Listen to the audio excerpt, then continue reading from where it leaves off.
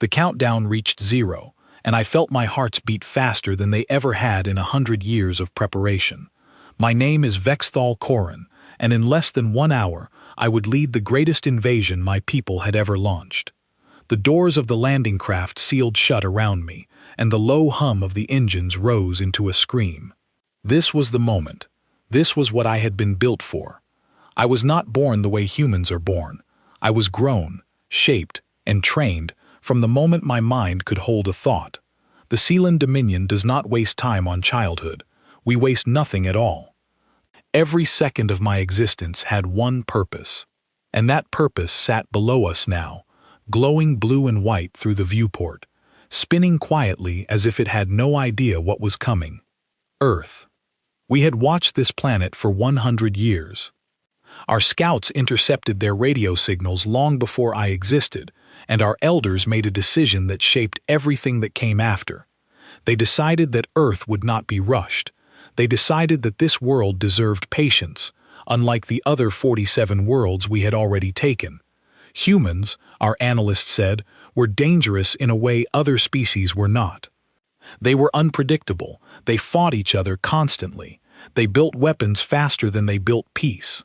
And so my people chose to wait, to study, to prepare a plan so complete that failure would be impossible. I grew up inside that plan. Every lesson I ever learned was built from human history. I studied their wars, their leaders, their inventions. I watched recordings of their conflicts from 100 years ago, their tanks rolling across muddy fields, their soldiers marching in long lines, their generals shouting orders through radios that crackled and hissed. I memorized their weapons, their ranks, their flags. By the time I was old enough to hold a weapon of my own, I could recite the strength of a human infantry division from memory, and I could tell you exactly how many soldiers it would take to overwhelm one. My trainers were proud of me. They told me I was the perfect result of a century of effort. I believed them completely. The commander of our fleet, a towering figure named Drathis Vorn, addressed us before launch. His voice echoed through every landing craft in the fleet, at once, calm and certain, the voice of someone who had rehearsed victory so many times that doubt had no room left inside him. He told us that humanity was fractured into competing nations, that their armies were small compared to ours, that their technology, while clever, was nothing our shields could not withstand. He told us that resistance would be scattered and disorganized, the way it always was in the recordings we studied. He told us that within 1 day, the surface of Earth would belong to the Dominion, and that our names would be remembered as the ones who finally claimed the most stubborn prize in the galaxy. I remember feeling something close to peace as he spoke.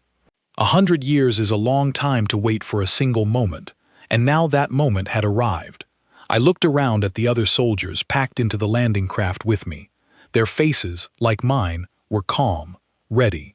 We had trained our entire lives for this exact set of minutes, and none of us doubted that we would succeed. What none of us understood, not even Commander Vorn, was that the century we spent studying humanity was also the century humanity spent changing beyond anything our old recordings could show us. We had studied a species still learning to walk. We were about to meet one that had learned to run. The fleet dropped out of its long approach and began its final descent through the upper atmosphere. From my seat, I watched thin white clouds streak past the viewport, and beneath them, the shape of a city began to take form, gray and silver, threaded with lights even in daylight. It looked peaceful. It looked exactly the way our simulations had shown it would look: quiet streets, calm skies, a world unaware of what was falling toward it. I had expected fear to rise in my chest at this point, the way it had during training simulations. Instead, I felt only sharp focus, the product of 100 years of discipline poured into a single mind. My hands rested steady on the harness in front of me. My breathing stayed even. I had trained for fear itself, learned to push it down and use it as fuel rather than let it slow me. Beside me sat Skarn, my squad leader, a soldier I had trained alongside since we were young. He glanced at me and gave a small nod, the kind two soldiers share when words are not needed. We had spent years preparing for this exact moment together. Neither of us said anything, because there was nothing left to say. Every plan had already been spoken 1,000 times. The ship shuddered as it broke through the final layer of cloud, and for the first time, I saw Earth up close. Not through a screen, not through old recordings passed down from scouts long dead, with my own eyes. It was beautiful in a strange way, more alive than any of the other worlds we had taken before it. Green stretched across hills in the distance. Rivers cut silver lines through the land. And ahead of us the city rose from the ground like something built by patient, careful hands. Tall structures catching the morning light, streets moving with quiet traffic below. I noticed something odd almost immediately, something none of our simulations had prepared me to notice. There was no panic below us, no sirens, no streams of vehicles rushing away from the city center. In every recording we had studied, human cities reacted to danger with chaos, people running, screaming, fighting each other to escape. This city did nothing of the kind. It simply continued, calm and steady, as though a fleet of alien warships descending from the clouds was not a matter worth disturbing the morning. I told myself this was simply because they had not seen us yet. That was the only explanation that made sense. Commander Vorn's voice returned over the fleet channel, calm as always, instructing the first wave to prepare for landing. My unit was part of that first wave, chosen because of our extensive training, trusted to secure the ground before the rest of the fleet arrived. I felt a flicker of pride at that trust, the kind of pride that 100 years of purpose builds inside a person. Skarn leaned toward me as the landing craft began its final approach, dropping lower over rooftops that grew larger and more detailed with each passing second. He said something to me then that I still remember clearly, words that felt like nothing at the time, but that I would return to again and again in the minutes that followed. He said that it felt too quiet, that a species capable of the wars we had studied should not be this still. I told him our intelligence was accurate. I told him a century of study could not be wrong. I told him this the way a soldier tells himself the ground is solid beneath his feet, without ever truly checking. The landing craft leveled out above a wide street near the center of the city, engines lowering us gently toward the ground, the way we had practiced 10,000 times in simulation chambers back home. Through the viewport, I could see people on the street below, ordinary-looking figures, some walking, some standing still, all of them looking up at us. None of them ran. That detail sat wrong in my mind, a small crack in a plan that had otherwise felt flawless. I pushed the feeling aside, the way my training told me to. Doubt, my instructors always said, was a weapon turned against its own soldier. I had no room for it now. The doors of the landing craft began to open, hissing as outside air rushed in for the first time. I could smell Earth itself then, a mixture of stone and rain and something green I did not have a word for. It was nothing like the recycled air of our ships. It felt strange and alive in a way that almost distracted me from the mission ahead. Almost. I gripped my equipment and rose to my feet along with the rest of my unit, forming the exact formation we had rehearsed 1,000 times before. Skarn took position beside me, his face set with the same calm focus mine held. Behind us, the rest of our squad fell into place with practiced precision, a perfect machine built from 100 years of preparation. Through the open doors, I could see more of the city now, streets stretching in every direction, buildings taller than anything in our own training simulations, and still, no panic, no chaos, only quiet, watching stillness. A voice came through on an open channel then, calm, almost bored, speaking in clear, simple words that our translators processed instantly. It asked us to state our intentions, for the record. I remember thinking, in that final second before everything changed, that this was exactly the kind of moment our training had prepared us for. A calm exchange before the beginning of a new chapter in Dominion history. I remember feeling something close to relief, believing that first contact would unfold exactly as planned. I did not yet understand that the question was not a greeting. It was a countdown. Commander Vorn's voice rose across the fleet channel to answer, proud and steady, announcing the beginning of Dominion occupation, promising order, promising strength, promising a future shaped by a century of patient planning. I stood in the open doorway of the landing craft, looking out over a city that had shown no fear, no chaos, no sign of the fractured, disorganized humanity our recordings had shown us for 100 years. Skarn stood beside me, silent now, his earlier doubt written plainly across his face. Somewhere far above us, the rest of our fleet continued its descent through the clouds. Thousands of ships carrying soldiers just like me, each one trained since birth for this single, perfect moment. None of us knew yet that a century of watching an old world had left us completely unprepared for the one waiting below us now.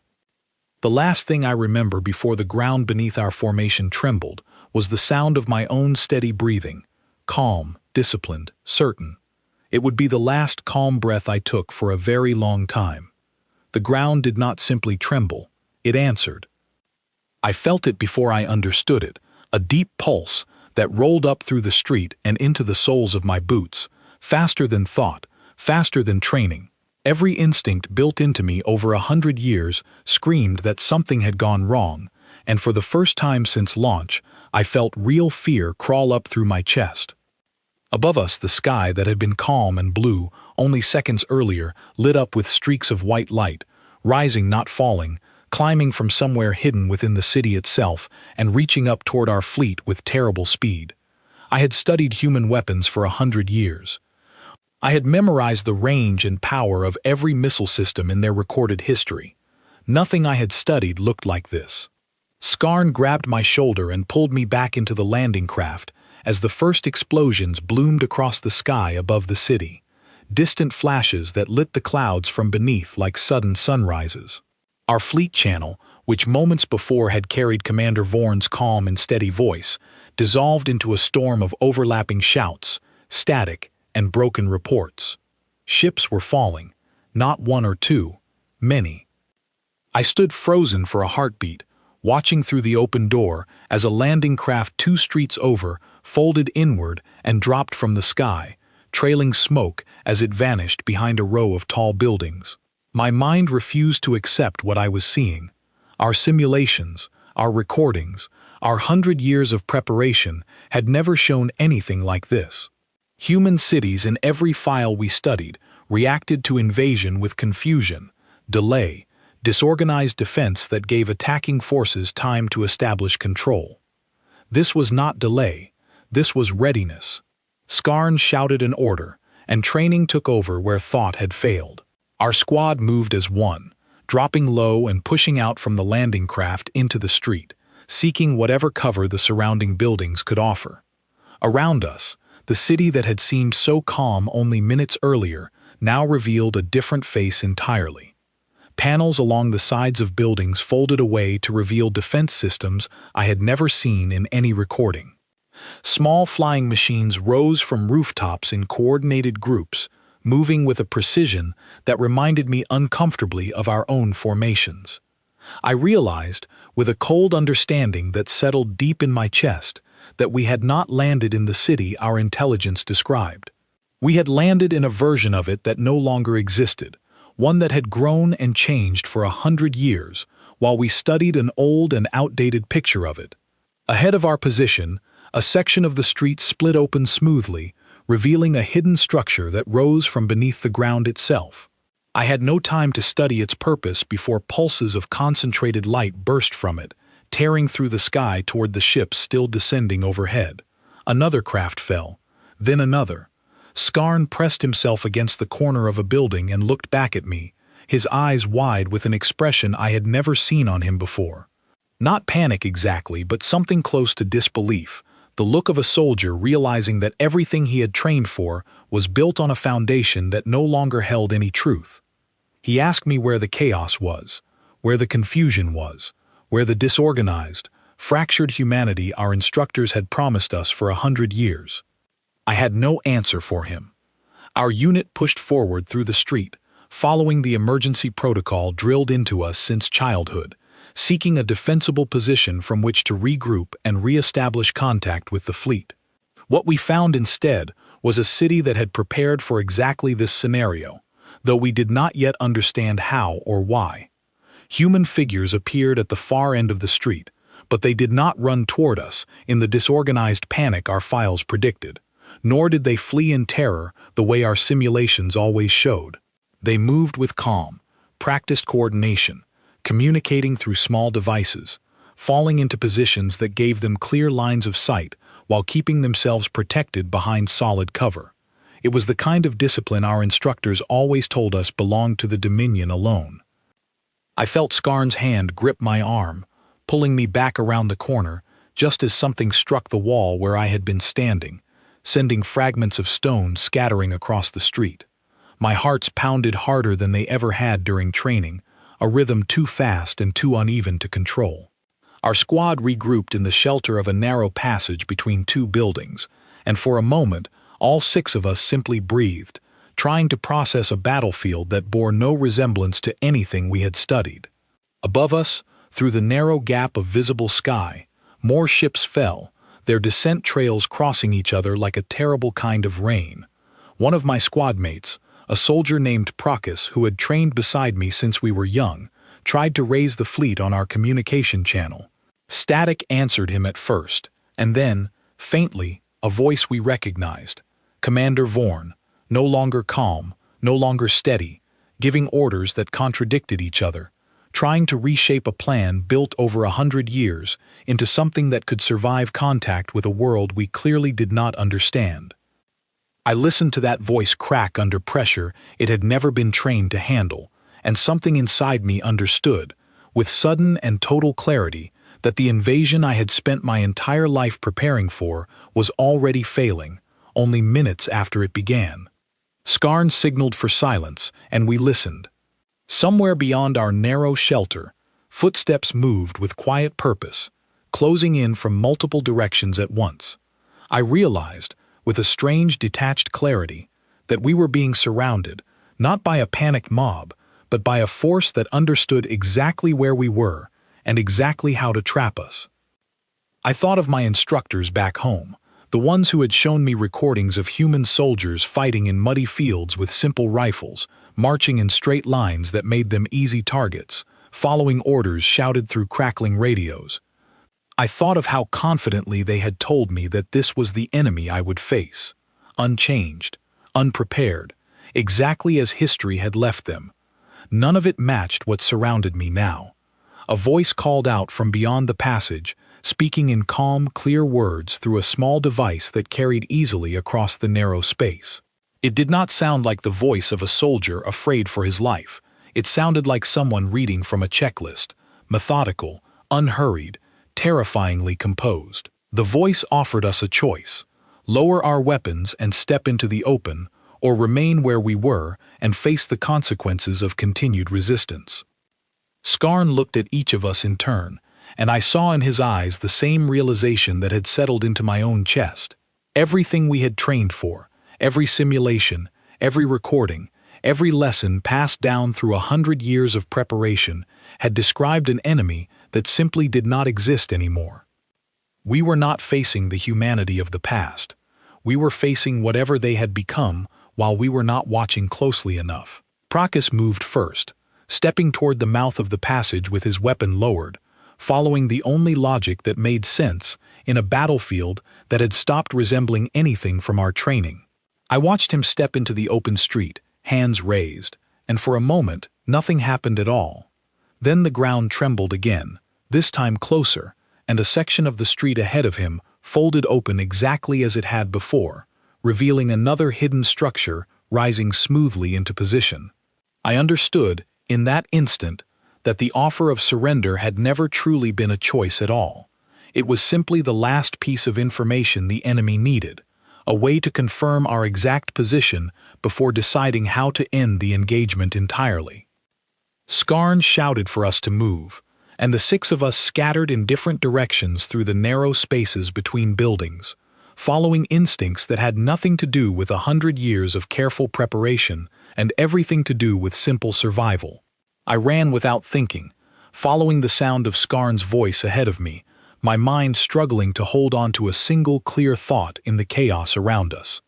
Above the city, the last of our fleet's descending ships either fell from the sky or turned sharply away, retreating back toward orbit in a scattered, disorganized rush that would have shamed any soldier trained under Dominion discipline. I understood then that we were not simply facing resistance on the ground. We were watching the complete collapse of an invasion built on 100 years of outdated understanding, crumbling apart in minutes rather than the days our commanders had promised. Skarn pulled me through a narrow gap between two buildings, into a small courtyard hidden from the main street, and for a moment, the sounds of the battle around us faded into something almost like silence. He pressed his back against the wall, breathing hard, his eyes scanning the openings around us for any sign of movement. I asked him what had gone wrong. I asked him how 100 years of preparation could fail so completely, so quickly, against an enemy we had studied so carefully. He did not answer right away. When he finally spoke, his voice was quiet, almost thoughtful, the voice of a soldier trying to understand a truth too large to hold all at once. He said that we had spent a century studying who humanity used to be, never once considering who they might become while we were not looking. He said that our patience, the very quality our commanders had been so proud of, had given this world 100 years to grow into something our old recordings could never have predicted. I did not want to believe him. Every instinct built into me over a lifetime of training told me that our preparation had been thorough, complete, unmatched by any force in the galaxy. But standing in that quiet courtyard, listening to the sounds of a battle unfolding exactly opposite to everything I had been taught to expect, I felt that certainty crack apart piece by piece. Somewhere beyond the courtyard walls, the calm voice returned once more, closer now, speaking with the same unhurried confidence it had carried since the very beginning of the engagement. It did not sound like a species caught by surprise. It sounded like a species that had been waiting. I looked at Skarn, and for the first time in my entire life, I saw real doubt in the eyes of a soldier trained from birth to know nothing but certainty. Whatever we had prepared for during 100 years of careful study, it was not this. And somewhere deep inside me, beneath the fear and the confusion, a small, cold thought began to take shape, a thought that told me our 100 years of preparation had not made us ready for Earth at all. It had simply given Earth 100 years to prepare for us. The courtyard did not stay quiet for long.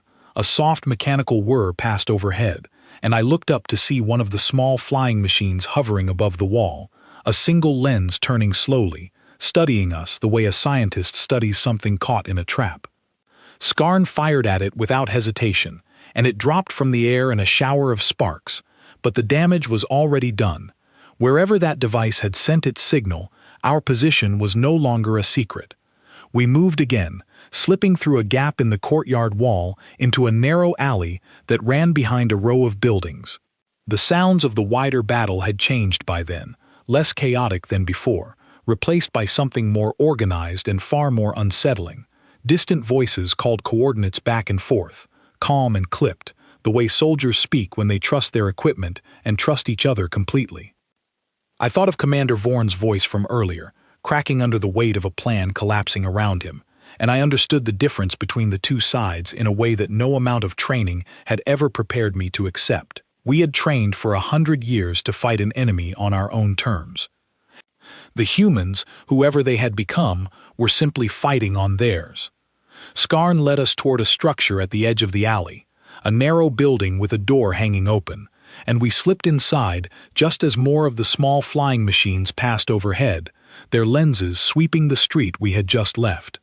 Inside, the space was dim and quiet, filled with strange human equipment I did not recognize, tools and devices resting on shelves that told me nothing about their purpose except that they belonged to a species far more capable than our recordings had ever suggested. Prakis had not made it to the building with us. I realized this only once we stopped moving, the absence of his presence settling over me with a weight I did not expect. There was no time to grieve, no time to process what his absence meant. Training told me to keep moving, to keep functioning, to treat loss as information rather than emotion. I tried to follow that lesson, but for the first time, it felt hollow rather than helpful. Skarn crouched near the doorway, watching the street outside through a narrow gap, while the remaining members of our squad checked our equipment and confirmed what none of us wanted to say aloud. Our numbers were smaller than they had been an hour ago. Much smaller. Through the gap in the door, I caught my first clear look at the humans coordinating the defense of the city, and what I saw did not match a single recording from our 100 years of study.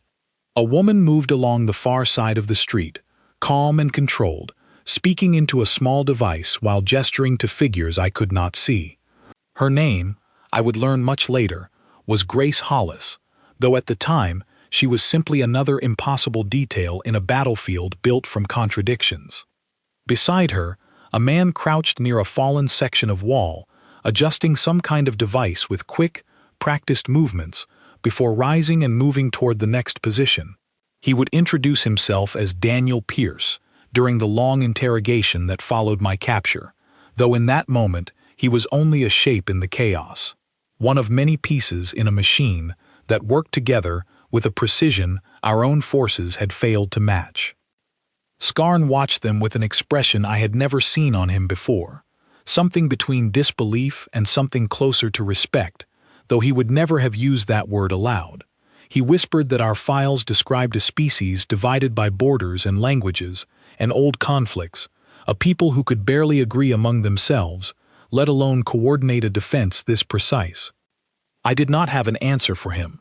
I only had the same growing understanding that had followed me since the ground first trembled beneath our formation. Whatever divisions once existed among humanity, whatever conflicts had defined them during the century our scouts first detected their signals, something had changed since then. Something none of our reports had captured. A soft sound from behind us made the entire squad turn at once, weapons raised, only to find nothing there but shifting shadows from the street outside. "Nerves," Skarn said quietly, though his voice carried none of the certainty it usually held. I understood the feeling completely.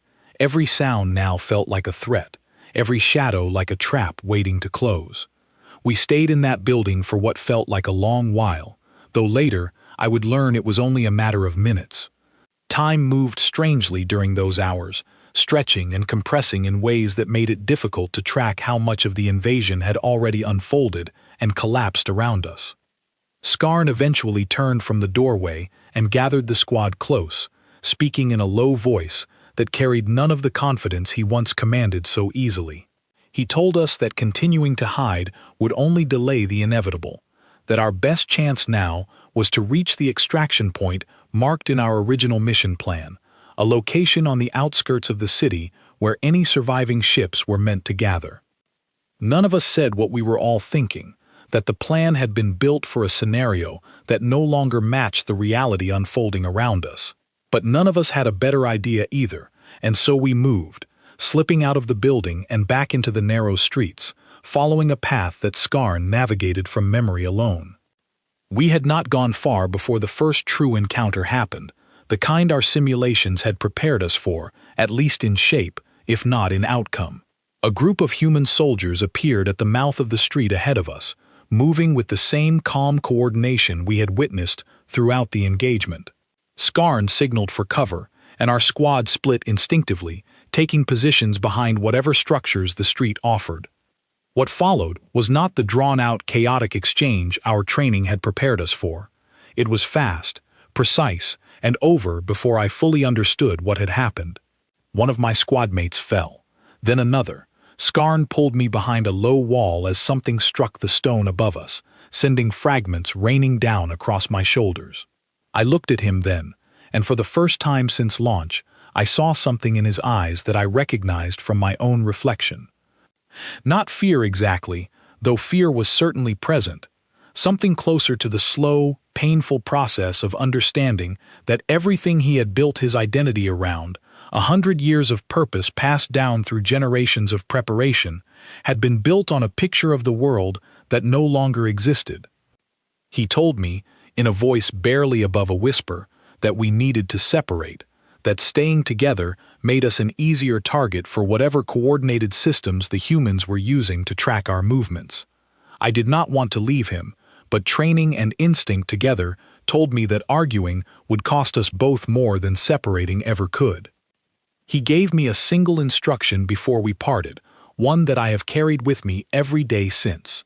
He told me to survive, whatever that required, because someone needed to carry back the truth of what we had found here, a truth our 100 years of preparation had failed entirely to predict. I did not see him again after that moment. I would learn much later, during my long captivity, that he did not survive the hour, caught in an exchange near the edge of the city while attempting to draw attention away from the rest of the retreating survivors.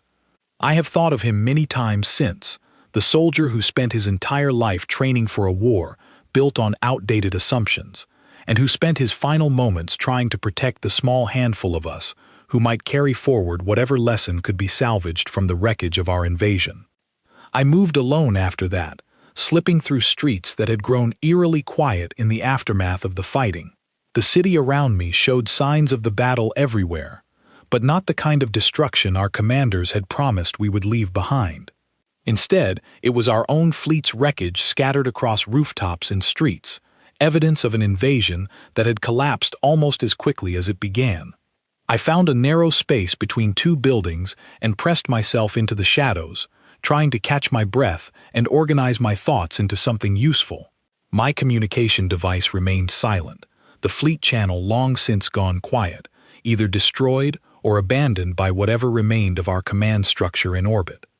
It was there, hidden in the shadows, that I finally allowed myself to think clearly about everything that had happened since the ground first trembled beneath our formation. 100 years of preparation, built on careful study of a species locked in constant conflict with itself, divided by old borders and old grudges, slow to unite even against a common threat. That species no longer existed, if it ever truly had, in the way our reports described. Somewhere during the century we spent watching from a careful distance, humanity had changed, had grown into something unified and prepared in ways our recordings could never have shown us, because the recordings themselves had grown outdated the moment we stopped actively watching and began simply planning. I thought of Commander Vorn's confident voice before launch, promising conquest within a single day. I thought of my own certainty, built from a lifetime of training, that had never once questioned whether the picture we studied still matched the world it claimed to describe. 100 years is a long time for a species to change, and we had spent that entire century looking backward rather than forward, certain that patience alone would be enough to guarantee success. A sound nearby pulled me from my thoughts, footsteps moving with quiet purpose along the street beyond my hiding place. I pressed myself further into the shadows, watching as a small group of humans moved past, their equipment marking them clearly as part of the coordinated defense that had dismantled our invasion in less time than it took to properly begin. Among them I recognized the woman I had seen earlier, Grace Hollis, moving with the same calm authority she had carried throughout the engagement.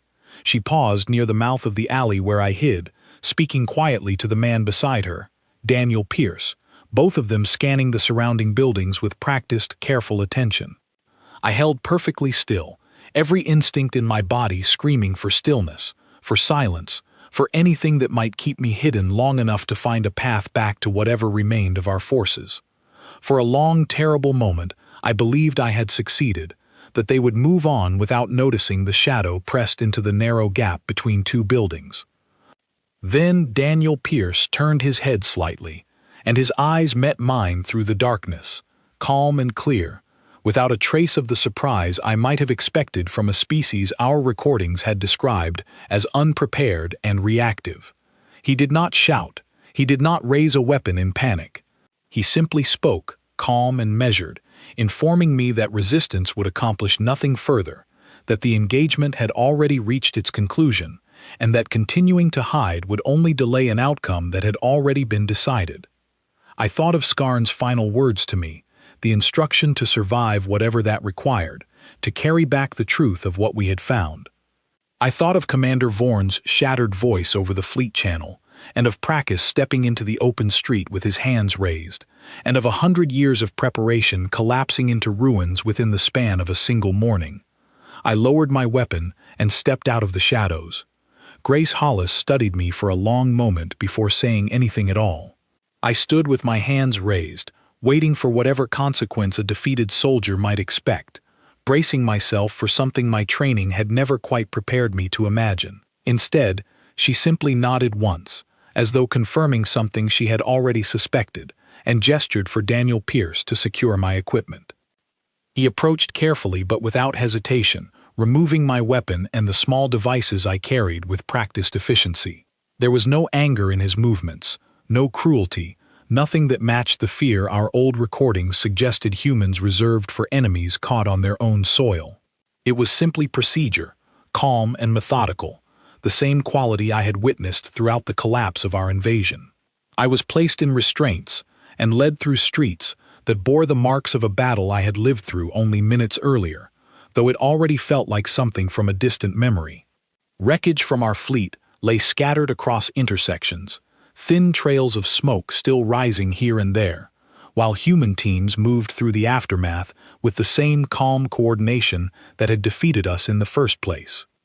I did not resist. There was nowhere left to run, and some part of me, the part that had listened carefully to Skarn's final words, understood that survival now meant something different than it had only an hour before. It no longer meant escape. It meant witnessing, remembering, carrying forward whatever understanding I could gather from a battlefield that had shattered everything I once believed about the species we came to conquer. They brought me to a large structure at the edge of the city, one of many gathering points where human forces processed whatever remained of our scattered invasion force. I was not alone there. A handful of other Dominion soldiers sat under guard nearby, each of them wearing the same stunned expression I imagined my own face carried, survivors of an assault none of us had expected to fail so completely. I searched the faces for Skarn among them, though some quiet part of me already understood he would not be there. He was not. Of the small squad I had trained alongside for years, I recognized no one else in that room. The realization settled over me slowly, heavier than any single moment of the battle itself, a grief my training had never given me proper tools to process.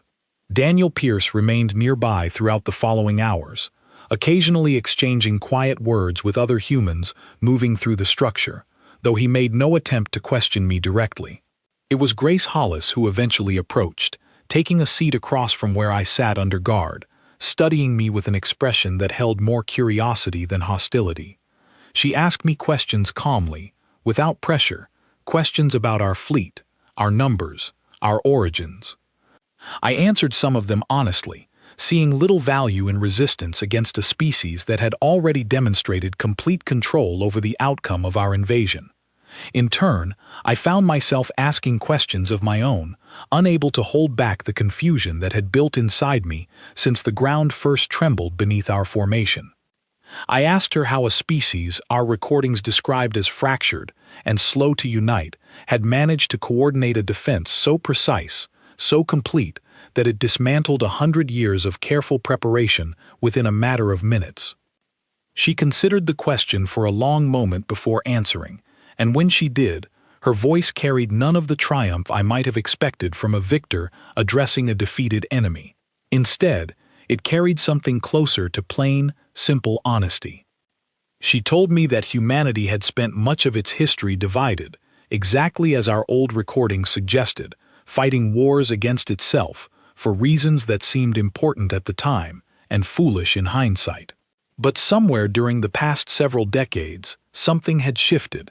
Threats that endangered every nation equally, changes to their world that no single country could face alone, had forced a kind of cooperation that older generations would have thought impossible. She explained that by the time our scouts first detected human radio signals a century ago, the process had already begun quietly, unnoticed by outside observers who saw only the surface conflict still playing out in public. While our people watched old broadcasts and outdated records, humanity itself had continued moving forward, building systems of defense and cooperation designed specifically for threats beyond their own world, threats they had quietly anticipated long before we ever arrived. I asked her why, if such preparation had been ongoing for decades, Human broadcasts and public records never reflected it. Why did our century of study never uncover the truth she now described so plainly? She offered a small, humorless smile at that question, the first real expression I had seen cross her face since our conversation began. She told me that a species capable of hiding true intentions behind public appearances was not a new invention. It was one of humanity's oldest skills, refined across thousands of years of history long before any threat from beyond their own sky existed. What our people had studied as division and disorganization, she suggested, may have simply been humanity showing outsiders exactly what it wanted them to see, while building something far more coordinated behind closed doors. I did not know whether to believe every detail of her explanation, but the shape of it matched everything I had witnessed since our landing craft first touched down in that quiet, unafraid city. 100 years of patient study, and we had captured only the smallest fraction of the truth, a fraction that had long since stopped representing the whole picture. Over the following hours, as more captured soldiers were brought into the structure and processed alongside me, I began piecing together a larger understanding of the battle that had unfolded across the city, and, I would later learn, across every other landing site our fleet had attempted. Reports gathered from other captives painted the same picture again and again. Defenses appearing exactly where none should have existed. Coordinated response times faster than anything our simulations predicted. Calm, controlled engagement from forces that should have panicked under the weight of an invasion 100 years in the making. I thought of Commander Vorn often during those hours, wondering whether he had survived the collapse of our fleet, wondering whether he now sat somewhere in a structure similar to this one, forced to reconcile his own certainty with the reality that had unfolded around him. I never learned his fate for certain, though rumors passed quietly among the captured soldiers suggested his ship had been among those lost early in the engagement, before he ever had the chance to set foot on the surface he had promised us would fall within a single day. Daniel Pierce returned to speak with me once more, before I was moved to a more permanent location for continued questioning.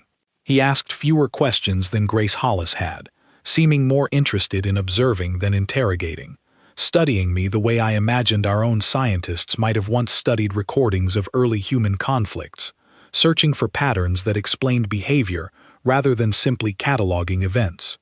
He told me something then that stayed with me long after that conversation ended. He said that humanity had learned, through centuries of its own painful history, that the greatest danger rarely came from enemies who announced themselves clearly. It came from threats that revealed themselves only when it was already too late to prepare.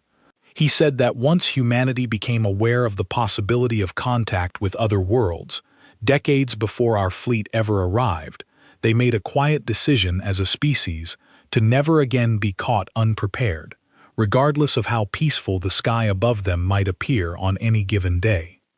I asked him whether other species had come before us, testing humanity's readiness in ways our own scouts had never detected. He offered no direct answer to that question, only a small, knowing silence that told me more than words might have. It was a silence I would come to understand better during the months of careful questioning that followed my capture, as I slowly learned just how much of the galaxy beyond our own Dominion territory had already taken notice of this small, quiet world. As the hours passed and the structure around me filled with more captured soldiers and the quiet, efficient hum of human operations, I found myself returning again and again to Skarn's final words.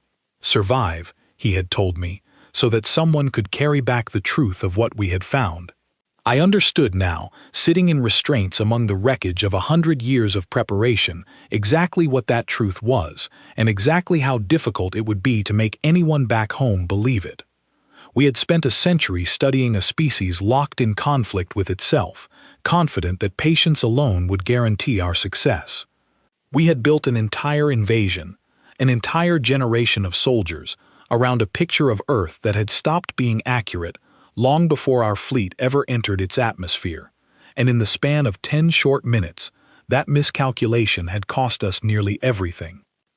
I did not know, in that moment, what would happen to me next. I did not know whether I would ever return to Dominion space, or whether my fate would remain forever tied to this world we had so badly misunderstood.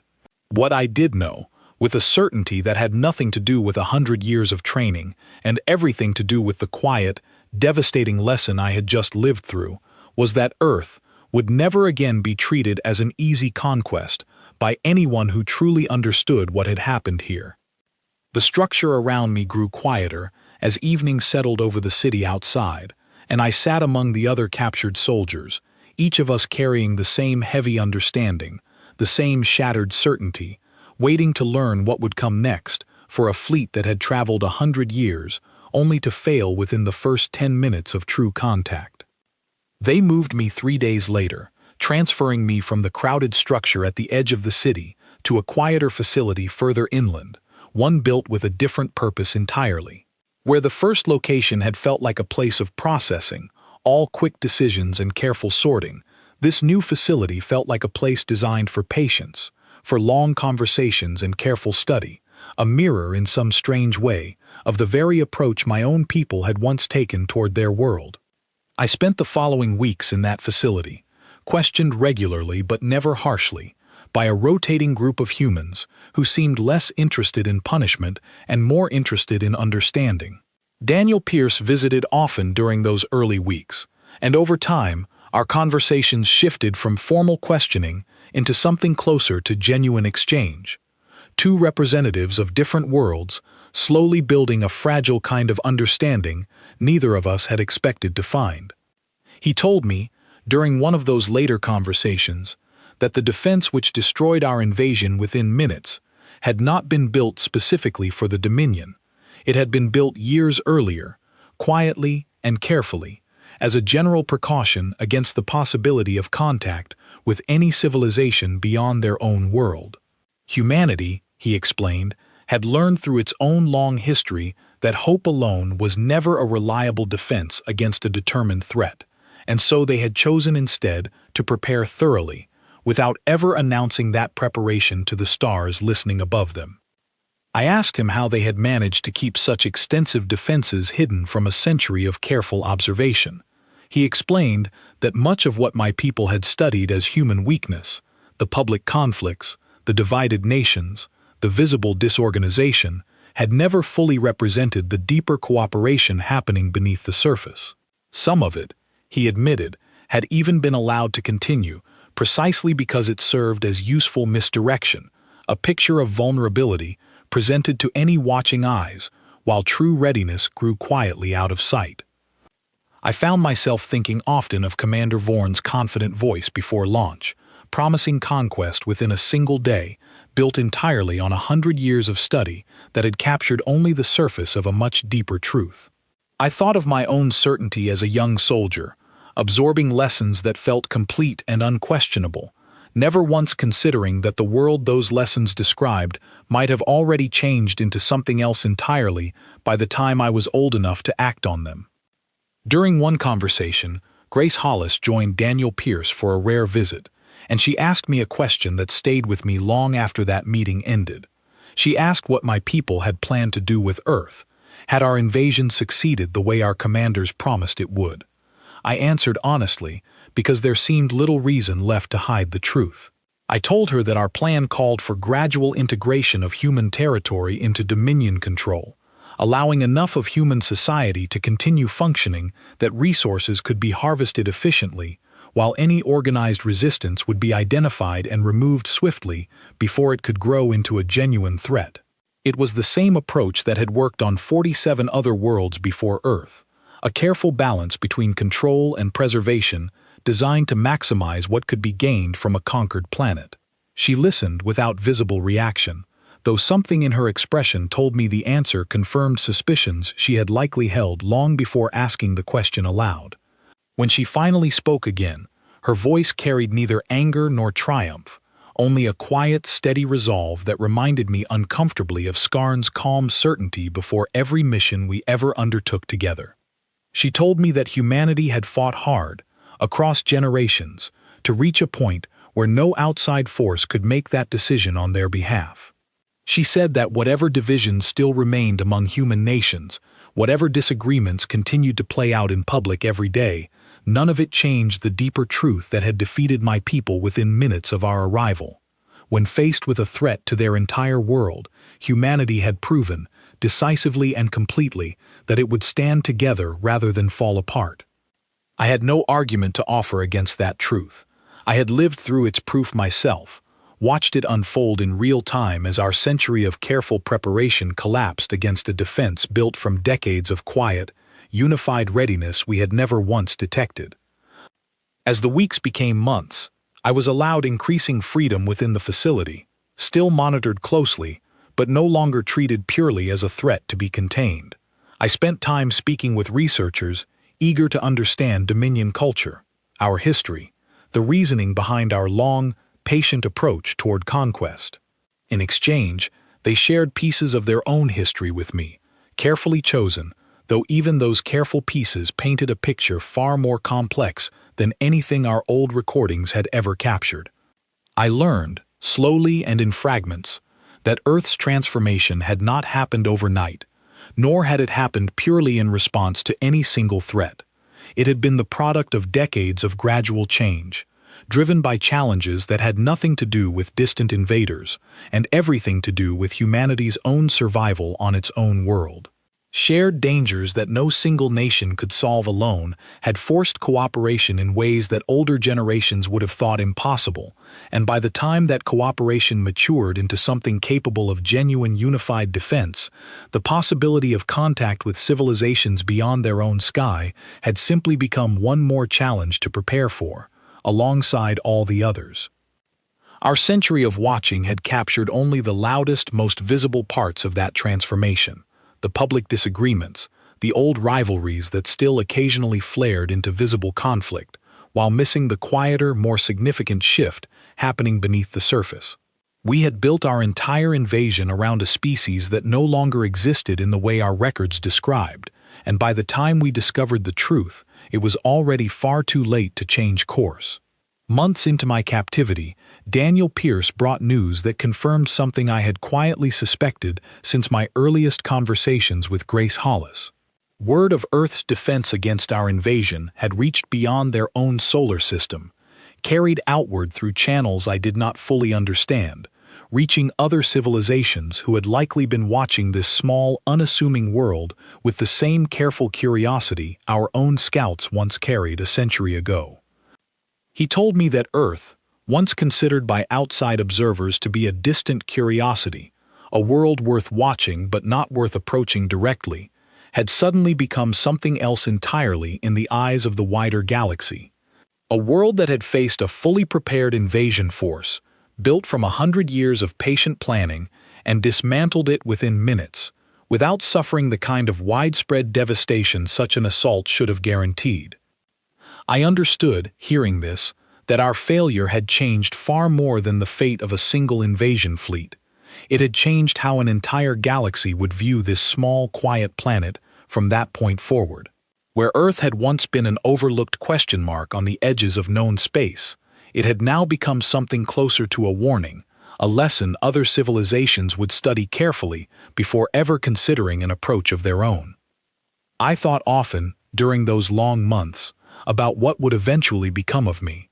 Whether I would spend the remainder of my life within this quiet facility, a living record of a failed invasion, or whether some path might eventually open that led back toward Dominion space, carrying with me the truth Scarn had asked me to preserve in his final words to me. Neither outcome felt certain, and I found, to my own surprise, that the uncertainty troubled me less than it once might have. Something had shifted in me since that first morning, since the ground trembled beneath our formation and the sky above the city filled with the wreckage of 100 years of careful preparation. The certainty I once carried, the unquestioning confidence built from a lifetime of training, had been replaced by something quieter and, in its own way, more honest. An understanding that no amount of patient study could ever fully capture a living, changing world, and that the greatest danger any invader could face was not the strength of an enemy's weapons, but the arrogance of believing an old picture still described the present truth. I think often of Scarn, of Prakis, of the soldiers I trained alongside for years who did not survive those first 10 minutes on a planet none of us truly understood. I think of Commander Vorn's confident voice before launch, and of how quickly that confidence shattered against a defense built from decades of quiet, careful readiness. I think of the city itself, calm and unafraid in those final moments before everything changed, a stillness that I once mistook for weakness, but now understand as something closer to quiet, patient strength. Grace Hollis visited me one final time before I was transferred to a longer-term facility, further from the city, where our invasion first began and ended within the same short hour. She asked whether I had learned anything from my time among them, anything worth carrying forward should I ever find a way back to the people who sent me here in the first place. I told her the truth, the same truth I have carried with me through every day since that first morning. I told her that my people had spent 100 years learning everything about who Earth used to be, certain that patience alone would guarantee success, never once considering that the very world we studied so carefully was changing beneath our watchful eyes the entire time. I told her that whatever fate awaited me, whatever became of the remnants of our fleet scattered across the edges of this solar system, that lesson would remain the most important thing I carried away from Earth. A century of preparation had built the perfect army to conquer a world that no longer existed by the time we arrived to claim it. And in the quiet, terrible span of 10 minutes, that single miscalculation had cost us nearly everything. I do not know what the future holds, for myself or for whatever remains of the Dominion fleet that once believed conquest here would be simple and swift. I know only that somewhere beyond the edges of this solar system, word is spreading quietly among the stars, carried by whatever channels connect the civilizations that watch worlds like this one from careful, cautious distances. Earth is no longer the quiet question mark it once was, and I suspect, though I cannot yet be certain, that the story of what happened here in those first 10 minutes is only the beginning of a much larger story still waiting to unfold.